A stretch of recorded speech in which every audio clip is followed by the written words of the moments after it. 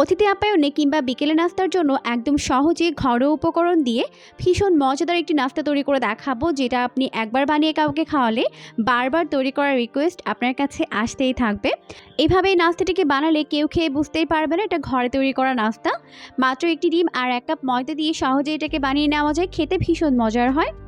নাস্তা তৈরি করার জন্য প্রথমে একটি বোলের মধ্যে একটি ডিম ভেঙে দিব।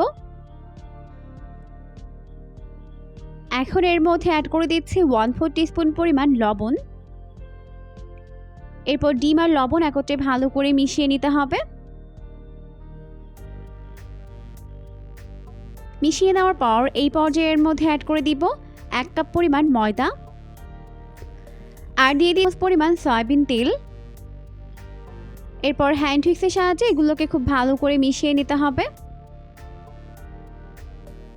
মিশিয়ে নেওয়ার পর এরপর এর মধ্যে অল্প অল্প করে নর্মাল তাপমাত্রার পানি দিয়ে এটাকে মিশিয়ে নিতে হবে। তবে চেষ্টা করবেন এখানে পানি একবারে না দিয়ে এভাবে অল্প অল্প করে দিয়ে মিশিয়ে নিতে, এতে করে ডোটি পারফেক্ট হবে। তো এভাবে অল্প অল্প করে পানি দিব আর এটাকে ভালো করে মিশিয়ে নিব।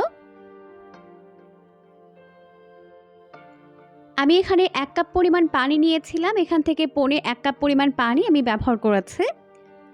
এখন এটাকে খুবই স্মুথ করে মিশিয়ে একটি পাতলা ব্যাটার তৈরি করে নিতে হবে।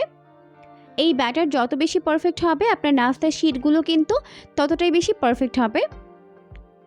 তো হয়ে গেছে, এরপর চলে যাচ্ছি পরবর্তী স্টেপে।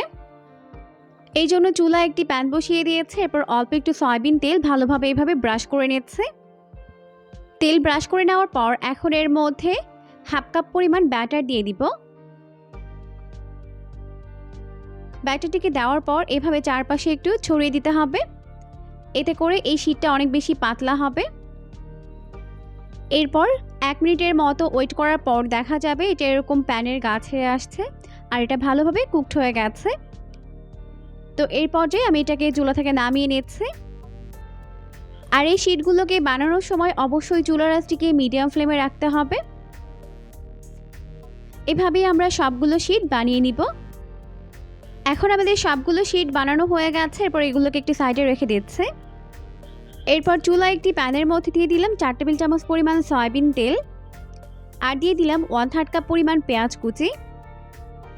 এখন এই পেঁয়াজগুলোকে এইভাবে নেড়েচেড়ে হালকা বাদামি করে ভেজে নিতে হবে।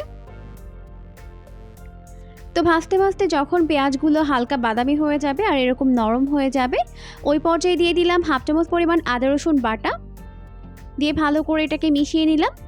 1/2 চামচ পরিমাণ দিয়ে দিলাম জিরার গুঁড়া, স্বাদ মতো দিয়ে দিলাম লবণ।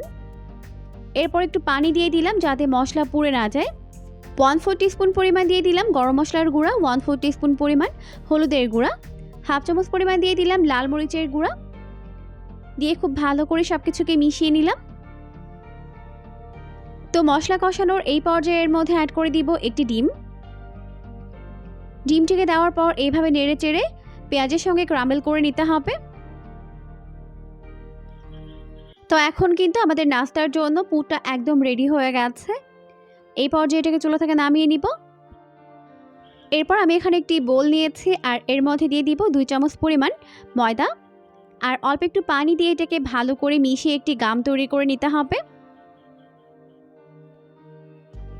তো এখন আমাদের গামটা তৈরি হয়ে গেছে, এরপর আমি এটাকে একটি সাইডে রেখে দিচ্ছি। এরপর আমি নাস্তাগুলোকে বানিয়ে নিব, তাই আগে থেকে যে শীটগুলোকে বানিয়েছিলাম ওগুলোকে এইভাবে খুলে নিচ্ছি।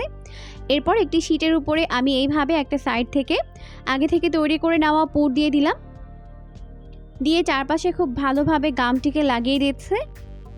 এতে করে কিন্তু এটা খুলে যাবে না, খুব সহজে এটা আটকে থাকবে। আর এখন দেখতেই পাচ্ছেন আমি এটাকে এইভাবে ভাঁজ দিয়ে নিচ্ছি।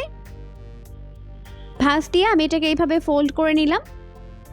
তো সবগুলো আমি সেমভাবেই বানিয়ে নিব। দেখলেন তো কত সহজে এগুলো তৈরি হয়ে যায়। তো এই পর্যায়ে আমাদের সবগুলো নাস্তা তৈরি করে নেওয়া হয়ে গেছে, এরপর এগুলোকে ফ্রাই করে নিব।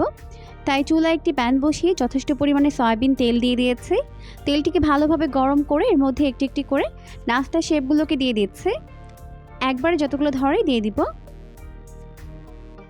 এখন নাস্তাগুলোকে মিডিয়াম ফ্লেমে রেখে ভেজে নিতে হবে, এতে করে উপরের লেয়ারটা খুবই ক্রিস্পি হয়, তাই অবশ্যই মিডিয়াম আঁচে ভাজতে হবে।